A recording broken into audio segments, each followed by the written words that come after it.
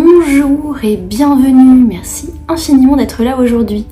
Je m'appelle Florivine, artiste pluriel et slow, et pour cette première discussion autour d'un thé de l'année 2025, je vous propose de revenir sur le concept de se placer des objectifs, des projets, des buts, des choses comme ça pour l'année, mais de manière sereine, en respectant nos limites d'être humain et surtout en respectant le temps dont on dispose pour accomplir ces objectifs ou ces buts en particulier.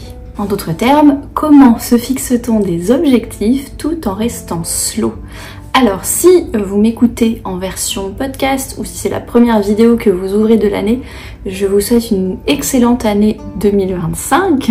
Évidemment, si vous consultez ce contenu au moment de sa publication, j'espère, quel que soit le moment où vous consultez ce contenu, que vous passez une bonne année. De mon côté, c'est le premier tournage que je fais depuis mon retour de congé maternité. Donc autant vous dire que j'ai un petit peu perdu l'habitude. J'espère que tout va bien se passer quand même. Et alors, deux petits mots personnels, comme à chaque fois pour l'émission mensuelle, deux petits mots de mise à jour. Donc là, ce mois-ci, janvier 2025, au moment où je tourne ce contenu, je suis en train de revenir petit à petit dans le travail et de laisser partir petit à petit le congé maternité. Mon enfant est né le 6 novembre dernier, donc elle a un peu plus de 2 mois au moment où on se parle, enfin, au moment où je tourne le contenu en tout cas. Et c'est un mois où j'apprends à rééquilibrer les choses, sachant que je suis artiste indépendante, donc je travaille de chez moi. J'ai pas de contraintes comme quelqu'un de salarié pourrait avoir d'aller sur un lieu de travail à certaines heures, etc. Donc c'est moi qui décide un petit peu comment ça se passe, ce qui est assez avantageux pour pouvoir m'organiser autour du petit bébé que nous avons maintenant à la maison, qui pour l'instant n'est pas gardé, enfin il est gardé par nous, il n'y a pas de crèche, pas de nounou, rien comme ça. Du coup c'est très intéressant parce que c'est un mois de test où je regarde un petit peu comment est-ce que je peux utiliser des créneaux ou faire des créneaux de travail, des créneaux de tournage comme celui que je suis en train de faire présentement, et comment est-ce qu'on organise ça autour de la présence d'un bébé à la maison. Et je pense qu'il y a des leçons intéressantes dont on parlera dans des contenus futurs sur comment on s'organise autour de contraintes de manière générale. C'est-à-dire que là, le bébé c'est une contrainte, mais si vous faites un projet en dehors de votre travail salarié et du coup en dehors de vos horaires de travail, ça va être des contraintes différentes. Si c'est des habitudes et des routines personnelles, de santé ou je sais pas quoi, on va faire ça autour des contraintes familiales.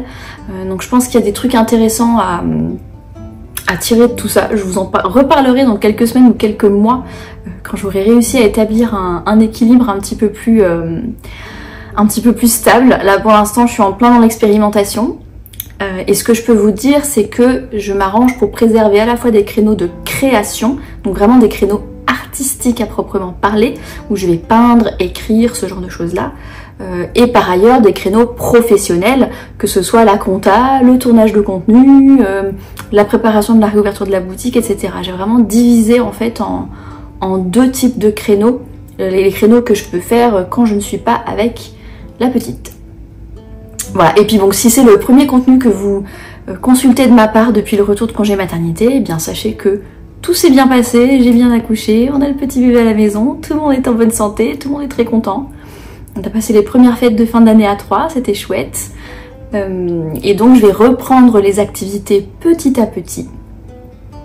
Là vous voyez, je ressors les émissions mensuelles, la boutique va pas tarder à rouvrir.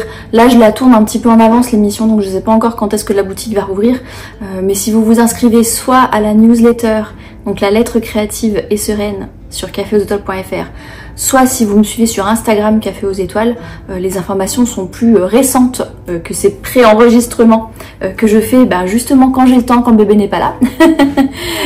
Donc je vous invite à vous inscrire sur l'un ou les deux de ces canaux si vous avez envie de connaître ce type d'informations comme la date exacte de la réouverture de la boutique. Voilà, donc ça c'était pour la petite mise à jour individuelle. Passons maintenant au sujet de l'émission d'aujourd'hui.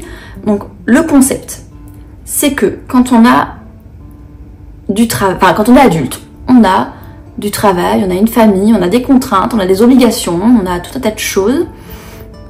Donc, comment est-ce qu'on fait pour maintenir une vie sereine dans le contexte d'une vraie vie, de vraies personnes qui n'a pas forcément beaucoup de temps, qui a beaucoup de contraintes, qui a un temps, une énergie limitée, etc. Ça, c'est une grande question un petit peu globale que je me pose depuis une quinzaine d'années. C'est un petit peu ça la démarche slow, justement. C'est comment est-ce qu'on invite la sérénité dans notre quotidien tel qu'il est, et non pas 2 semaines à la montagne en vacances. C'est facile d'être slow quand on est en vacances et qu'on n'a pas d'obligation, vous voyez ce que je veux dire.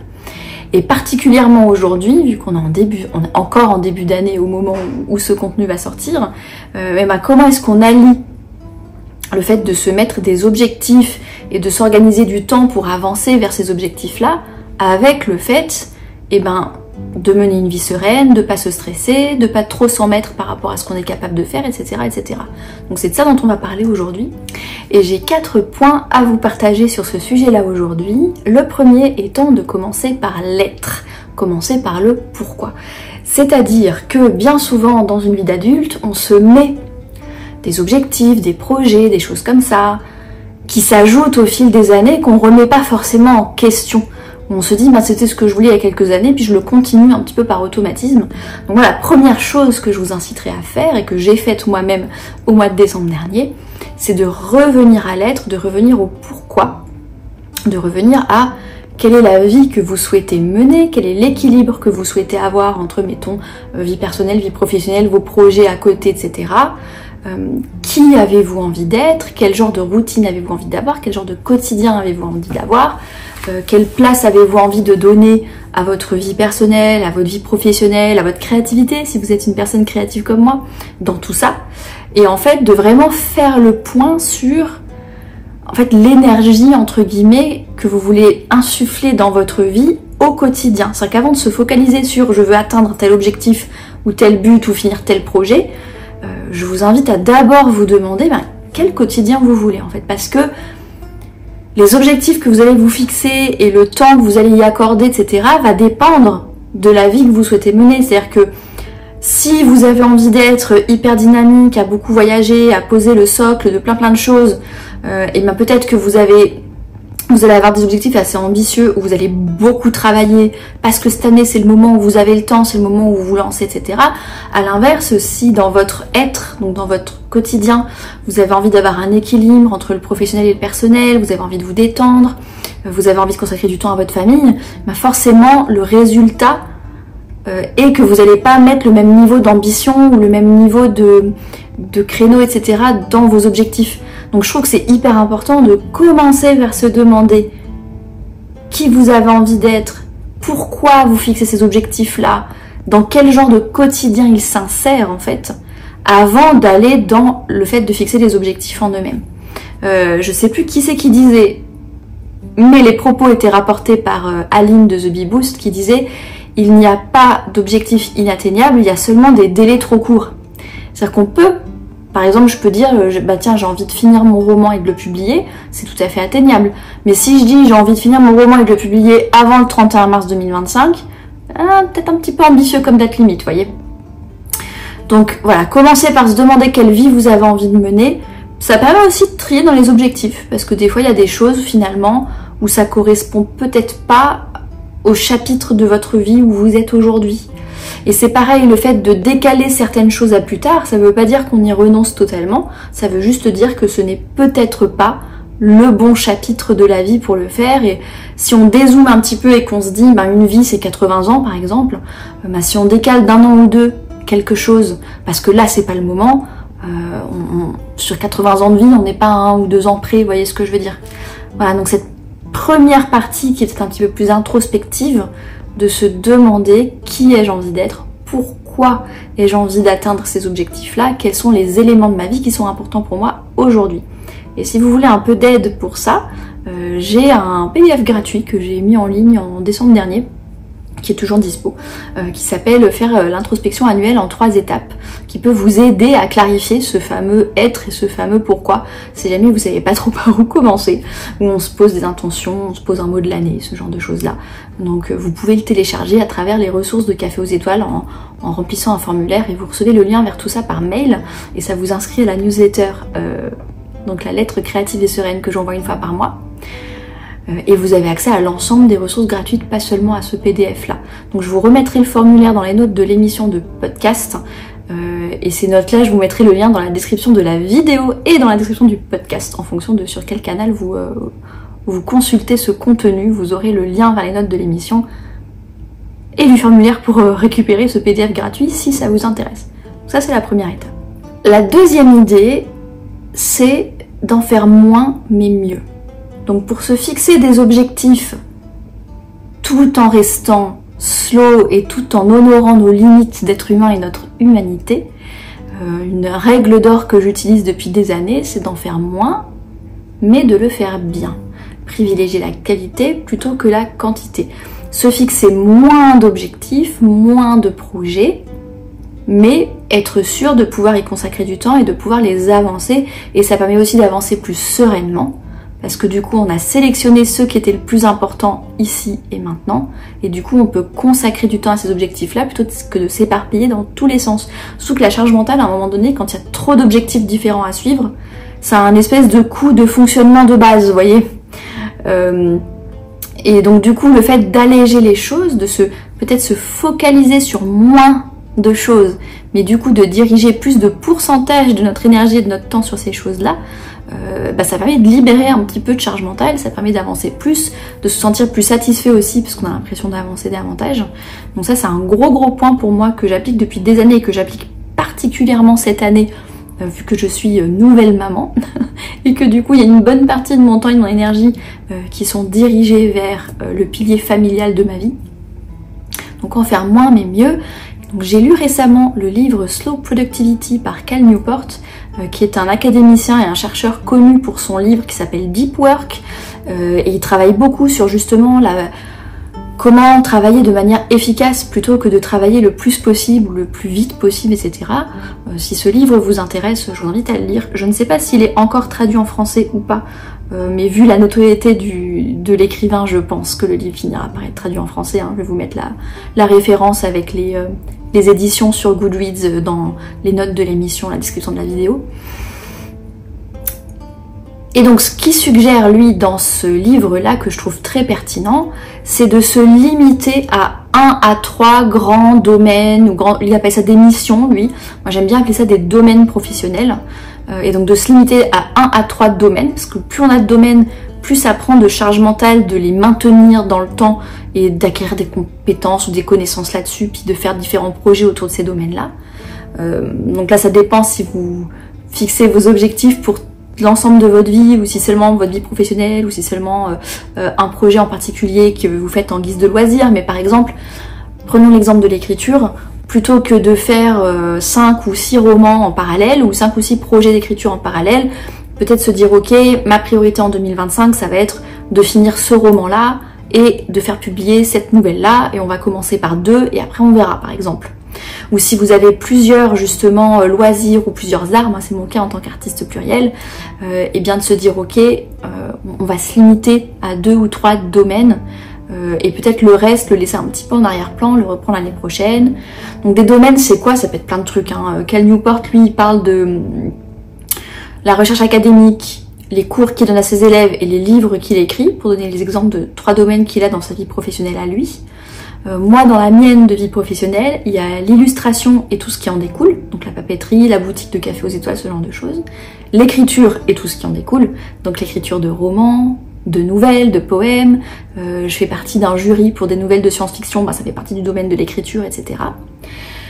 Et mon troisième domaine, c'est ma vie de créative indépendante. Donc en gros, c'est tous les contenus que je crée, que ce soit les vidéos et les podcasts gratuits comme ce que vous êtes en train de consulter là, que ce soit ce que je fais pour les mécènes sur Patreon, puisque je ne sais pas si vous le savez, mais j'ai une page Patreon sur patreon.com/storyteller qui permet de soutenir mon art et de soutenir ce genre de contenu gratuit.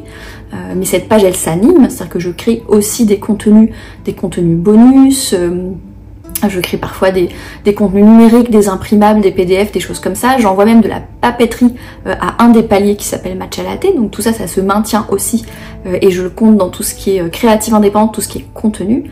Et puis les ateliers en ligne qui vont sortir en 2025, où là je vais aller plus en profondeur, il va y avoir plus de choses actionnables. Je vais utiliser une plateforme dédiée pour que ce soit plus facile pour les personnes qui veulent suivre ces cours-là. Donc du coup, comme c'est plus de travail et plus d'investissement, ça va être des choses qui vont être payantes. Mais dans tous les cas, c'est des variations de la même chose qui est de transmettre ma créativité, de transmettre mon état d'esprit serein, etc. Mes différentes pratiques de création, d'introspection créative.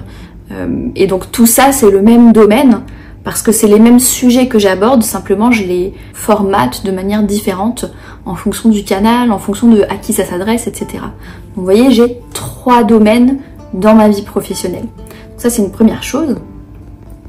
Et ensuite, il invite, pareil, un peu en entonnoir, 1 à 3 domaines, 1 à 3 objectifs, et n'avoir aussi que 1 à 3, on va dire, tâches ou priorités à un moment donné.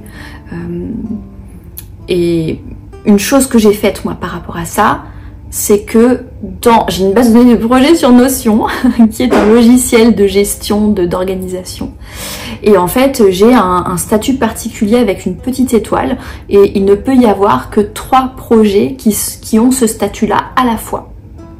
Donc là, en ce moment, je crois que c'est le tournage des contenus pour janvier et février, ma novella qui s'appelle On Paris, qui est en cours d'écriture, et les capsules pour les mécènes matcha latte, justement, où je suis en train de créer novembre et décembre pour rattraper le congé maternité, et janvier pour reprendre le rythme normal, puisque normalement c'est les capsules d'un mois qui sont envoyées le début du mois suivant.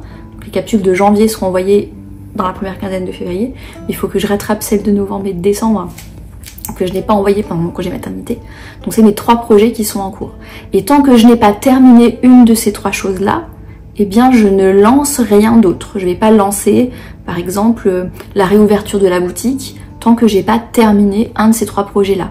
Et je ne vais pas me mettre à écrire un nouveau roman tant que je n'ai pas terminé la passe de correction du roman en cours. Vous voyez ce que je veux dire? Donc 3 projets en cours en même temps. Et donc ça permet en fait d'avoir une sorte d'entonnoir. Le fait de limiter, alors moi je vous donne, là c'est ce que Cal Newport, ce qu'il préconise dans son livre. Évidemment, c'est des choses qui s'adaptent à votre vie, à vous, et à vos contraintes, à vous, et à votre façon de fonctionner à vous. Surtout quand on parle de projets créatifs. Alors, ça s'adapte à tout et n'importe quoi, ça. Ça peut être, même pour la vie personnelle, par exemple, ne pas avoir à la fois le coach de sport et le changement alimentaire, et je sais pas moi, la réorganisation du salon, et le tri des papiers. Non, on en choisit un petit nombre à la fois pour vraiment pouvoir se focaliser dessus et prendre le temps aussi d'instaurer les habitudes autour de ce sujet-là plutôt que de s'éparpiller sur plein de trucs à la fois. Donc ça peut marcher pour tout et n'importe quoi, mais spécifiquement pour les projets qui sont d'ordre créatif, on a chacun et chacune notre façon de fonctionner. Donc évidemment que c'est le genre de conseils ou d'idées qui s'adaptent à votre vie et à votre façon de faire. Donc moi je l'ai adapté de cette manière-là. 3 domaines, 3 projets en cours, ce qui m'amène ensuite au 3e point des 4 points que je veux partager avec vous aujourd'hui, qui est de faire une chose à la fois. Ça peut vouloir dire plein de choses en même temps, mais dans le cadre de l'organisation, donc j'ai les 3 domaines, les 3 projets, et dans la journée, je me fixe un but à atteindre. Alors ça veut pas dire que je ne fais qu'une seule chose professionnelle dans ma journée, mais ça veut dire que j'ai une priorité. Et si j'ai eu le temps de faire ça, eh ben c'est déjà bien. Et le reste, je sais pas moi, répondre aux emails, enfin les trucs un peu plus petits, un peu plus admin sur le côté, bah, si j'ai le temps de les faire, tant mieux. Si j'ai pas le temps de les faire, tant pis. Mais je me fixe alors je crois que Cal Newport appelle ça un but du jour. Voilà, un but du jour par jour, un seul. Et c'est vrai que ça aide énormément à avancer les objectifs tout en restant slow, parce que c'est un petit peu ça la problématique au final quand on veut mener une vie sereine mais qu'on veut quand même avancer les choses qui nous tiennent à cœur. C'est comment est-ce qu'on équilibre le fait de prendre son temps, etc. avec le fait d'avancer, d'être productif, d'avancer dans ce qu'on veut faire, etc., etc. Et donc le fait d'avoir un choix comme ça et de faire la queue aux choses, que de tout commencer en même temps et de chercher à tout faire en même temps, de se dire bah c'est l'un après l'autre et on va faire une chose à la fois. Et donc ça, je l'applique dans mon organisation de tâches et de projets. En fait, ma liste est dans l'ordre et je fais une chose après l'autre. Et je l'applique aussi dans la façon de vivre le moment. C'est-à-dire que je n'essaye pas, on peut être tenté quand on a une vie qui est très occupée et qu'on a plein de choses qui nous intéressent et qu'on veut avancer plein de choses. Je le vois dans mon quotidien actuel entre ma famille, entre mon art, entre mon business indépendant. J'aurais envie de tout faire à la fois. Et ce qui aide à se sentir serein et à vraiment avancer les choses, c'est au contraire de se focaliser à 100% sur une chose à la fois. Quand je suis sur un petit créneau de travail, je ne fais que ça. Donc je coupe les distractions, les Instagram, les machins, les trucs, et je me focalise, mettons, sur la correction de ma scène de roman, sur mon tournage de vidéo et de podcast, sur la peinture que je suis en train de peindre, sur le module d'atelier que je suis en train de scripter, etc. Et à l'inverse, quand je suis en train de me reposer, je me mets à fond dans le repos. Donc pareil, je coupe le travail, je ferme le carnet qui contient toutes les tâches, je ferme tout ça, et je me repose, je me concentre sur mon livre, sur mon petit thé, sur ma série, etc. Quand je passe du temps en famille, par exemple quand mon enfant se réveille et que du coup je dois mettre fin à ce que je suis en train de faire pour m'occuper de mon enfant, je suis à 100% à focaliser mon attention sur mon bébé et sur le moment qu'on est en train de vivre toutes les deux ou tous les trois si papa est là, au lieu d'essayer de faire plein de choses à la fois. Parce que plein de choses à la fois, on savoure pas le moment, parce que le cerveau part dans tous les sens. Je pense, en tout cas moi, je fais moins bien les choses si j'essaye de faire plusieurs trucs à la fois en même temps. Et l'attention étant fractionnée, j'en profite pas autant. Donc, troisième élément qui m'aide à m'organiser et à fixer des objectifs et à les tenir, mais tout en restant slow, c'est de faire une chose à la fois. Et enfin, quatrième et dernier point que je voulais aborder avec vous aujourd'hui, c'est d'avoir un système d'organisation pour suivre tout ça. Donc suivre les objectifs, les projets, la tâche du jour, la priorité, ce qu'on veut avancer, où est-ce qu'on en est. Bien que ce système d'organisation soit simple et flexible. Parce que si on a un système d'organisation qui est trop complexe, avec trop de, par exemple, d'applications différentes ou de supports différents à mettre à jour tous les jours, etc., d'avoir une information par-ci, une information par-là, etc., si c'est trop lourd à maintenir, si c'est trop complexe à maintenir, on finit par laisser tomber. En tout cas, moi, c'est ce qui m'est arrivé. Je me souviens, donc la fameuse application Notion dont je vous parle là, qui est un logiciel sur l'ordinateur pour s'organiser, j'utilise depuis septembre 2019. Donc ça fait 4 ans et demi au moment où on se parle là. Non, 5 ans et demi. Enfin, quelque chose comme ça. Les calculs en direct quand on dort mal la nuit, c'est pas évident.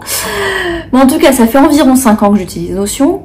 Et les premières années, j'avais mis en place un système ultra complexe. Il y avait plusieurs bases de données qui se recroisaient, qui étaient censées nourrir une même liste de tâches, qui se nourrissaient automatiquement. Et il y avait des fiches par-ci à mettre à jour, des fiches par-là à mettre à jour. C'était un truc hyper complexe, où j'avais beaucoup d'étapes en fait à faire tous les matins et toutes les semaines et tous les mois pour maintenir le système à jour. Il fallait que j'aille sur plusieurs pages, que je coche plusieurs trucs, que j'ouvre plusieurs machins, que je mette plusieurs bidules à jour. Et autant vous dire que ça n'a pas tenu. Et qu'au final, ce qui a tenu, ça a été un système beaucoup plus simple, où j'ai juste mes projets, là, chaque projet a sa petite page. Et puis c'est la seule base de données que j'ai, enfin, j'ai appris le calendrier éditorial, mais c'est autre chose. Là, je parle vraiment de la gestion des objectifs et des projets. Maintenant, j'ai plus qu'une base. Elle est très simple. Elle s'affiche sur ma page d'accueil. Il n'y a que les 3 projets en cours dont je vous parlais avec la petite étoile qui s'affichent sur la page d'accueil. Je ne vois que ça. Et j'ai simplement besoin, en début de mois ou en début de semaine, d'ouvrir chacune des pages de projet, de voir où j'en suis et de noter dans mon bullet journal la prochaine tâche à faire, en gros, pour chaque projet. Et c'est réglé. Et en termes analogiques, on en parlera dans une vidéo dédiée que j'ai prévu de faire à propos de comment je m'organise, avec quel genre de carnet, etc. Mais c'est pareil, c'est très très simple. J'ai mon petit bullet journal dans lequel il y a les projets du mois et chaque semaine il y a la petite liste des tâches en cours et c'est tout. Et c'est très très très simple. Et après au quotidien, j'ai un carnet à côté de moi là où je vide un petit peu mon cerveau sur où j'en suis, comment je découpe tout ça, où je peux brainstormer les idées, etc. Mais ça reste un seul outil. J'ai pas 15 trucs à consulter, voyez. Donc ça, je vais vous laisser sur cette dernière piste de réflexion. Donc bien évidemment que pour amener l'objectif au bout, faut le suivre. C'est vrai que je l'ai pas dit parce que ça me paraît évident, mais c'est comme les résolutions annuelles. Si on pose une résolution, qu'on la met dans un coin, puis qu'on rouvre plus jamais le carnet, qu'on ne regarde plus jamais la résolution, on oublie en fait et on risque pas de l'atteindre. Ou alors on va l'atteindre par accident. Un objectif c'est pareil, si on veut l'atteindre, à un moment donné, il faut le découper en étapes, il faut le mettre dans l'agenda, Il faut se dire ok, je vais consacrer un créneau pour faire avancer l'étape actuelle de mon objectif. Par exemple, si mon objectif c'est de terminer de publier mon roman, et bien va bien falloir se dire c'est quoi les étapes, et ben de corriger, de relire l'état actuel du roman, de réécrire ce qu'il faut réécrire, de corriger ce qui reste à corriger, puis de mettre en forme, mettons si j'auto-publie, de mettre en forme et puis de le publier sur les plateformes de diffusion. Ou si je le publie auprès d'un éditeur, ça va être de préparer les soumissions et puis d'envoyer les manuscrits et puis avec les lettres d'accompagnement et compagnie à une certaine liste d'éditeurs. Donc on va découper le projet en étapes et ensuite je vais me dire là j'en suis où, j'en suis à relire le brouillon précédent là où j'en suis dans mon projet, et ben chaque semaine je vais me mettre 2 heures de côté ou chaque jour je vais me mettre une demi-heure de côté par exemple pour avancer ma relecture. Vous voyez ce que je veux dire, hein? C'est-à-dire qu'on découpe, on met dans l'agenda et on suit le projet dans le quotidien. Et donc là cette étape, ce quatrième conseil, cette quatrième piste que je vous propose consiste à ce que ce système-là de suivi, de découpage et de suivi de vos objectifs soit le plus simple possible pour que ce soit facile pour vous de continuer à le suivre en fait et de ne pas oublier de continuer à suivre vos objectifs. Et le fait, en fait, ces 4 pistes que je vous donne là, elles se complètent mutuellement parce que le fait de faire une chose à la fois, le fait de se limiter à 2-3 domaines et à 2-3 projets, ben ça aide à rendre le suivi plus simple. Mais en termes de système et d'outils d'organisation, en gros, moi j'ai longtemps cru quand j'ai commencé à m'intéresser à l'organisation et à la productivité que plus le système est poussé, complexe, abouti, professionnel, mieux c'est. Ben des fois pas.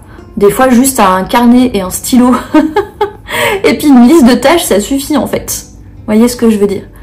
Donc de pas essayer de trop complexifier les choses et de rester au plus simple. Voilà la dernière piste que je voulais partager avec vous pour cette petite discussion sur comment fixer et suivre des objectifs tout en restant slow.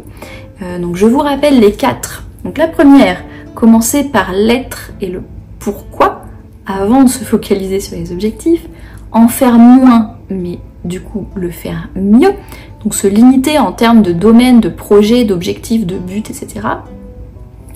Troisième piste, faire une chose à la fois, donc avoir un projet prioritaire en cours à la fois par domaine, et quand vous êtes sur un créneau, vous êtes en train de faire quelque chose, vous focalisez entièrement sur ce que vous êtes en train de faire plutôt que de vous distraire et de partir dans tous les sens. Et enfin, quatrième piste, utiliser un système d'organisation pour suivre tout ça qui soit le plus simple possible. J'espère que cette petite discussion vous aura été utile et que pour la reprise après 3 mois de congé maternité, c'est quand même utile pour vous, tandis que je me dérouille pour la création de contenu et que je reprends un petit peu la main. Si vous avez vous-même des idées, des conseils, des astuces, des ressources à partager autour de l'organisation un petit peu plus sereine, etc., n'hésitez pas à les partager en commentaire sous la vidéo si vous regardez sur YouTube, au niveau des notes de l'émission si vous êtes en podcast. Vous pouvez faire ça aussi sur, par exemple sur Instagram si vous le souhaitez. Voilà, n'hésitez pas à partager tout ça. On a aussi un Discord, il y a le lien de l'invitation qui est dans les notes de l'émission de podcast, dans la description de YouTube aussi je crois. Donc si vous voulez rejoindre notre Discord et discuter entre vous de tous ces sujets-là, et ben n'hésitez pas à rejoindre ça. En attendant, j'espère que ce contenu vous a plu, vous a été utile. Merci infiniment de l'avoir consulté jusqu'au bout. Merci infiniment d'être là.